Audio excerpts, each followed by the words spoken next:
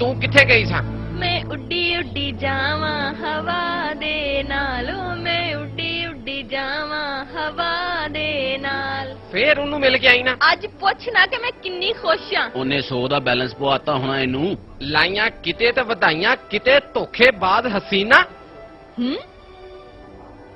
ਹਟ ਕਮੀਨਾ, ਮੈਂ ਤੈਨੂੰ ਗੋਲੀ ਮਾਰ ਦੇਣੀ ਆ ਸਮੀਨਾ। ਲੈ ਮਾਰ। ਮੇਰੀ ਪਿਸਤੌਲ ਦਾ ਘੋੜਾ ਨਹੀਂ ਲੱਭਣ ਦਿਆ। ਤੁਹਾਡੇ ਘਰੋਂ ਸਵਾਰੀਆਂ ਲੈਣ ਗਿਆ ਹੋਣਾ। ਤੂੰ ਸਿਰਫ ਪੈਸੇ ਨਾਲ ਪਿਆਰ ਕਰਦੀ ਆ। ਆਹੋ ਕਰਦੀ ਆ। ਉਹ ਕਸਮਾਂ ਵਾਅਦੇ ਕਿੱਥੇ ਗਏ? ਟੱਠੇ ਖੂਚ। ਮੈਨੂੰ ਤੇ ਤੂੰ ਕਿਸੇ ਤੋਤੇ ਦਾ ਆਵਾਰਾ ਬੱਚਾ ਲੱਗਦਾ। ਖਬਰਦਾਰ ਜੇ ਹੁਣ ਤੂੰ ਮੈਨੂੰ ਫੋਨ ਕੀਤਾ। ਲੈ ਤੋੜਦੀ ਵੇ ਜਿਵੇਂ ਇੱਕੋ ਪਹੁੰਚ ਚ ਦੋ ਪੈਰ ਪਾ ਲਏ। ਉਸਤਾਦ ਮੈਂ ਤੈਨੂੰ ਪਹਿਲੇ ਕਿਹਾ ਸੀ ਕੁੜੀ ਸਹੀ ਨਹੀਂ ਹੈਗੀ। ਓਏ ਉਸਤਾਦ ਪਰੇਸ਼ਾਨ ਨਾ ਹੋ, ਮੈਂ ਤੈਨੂੰ ਇੱਕ ਮਸ਼ਵਰਾ ਦੇਣਾ।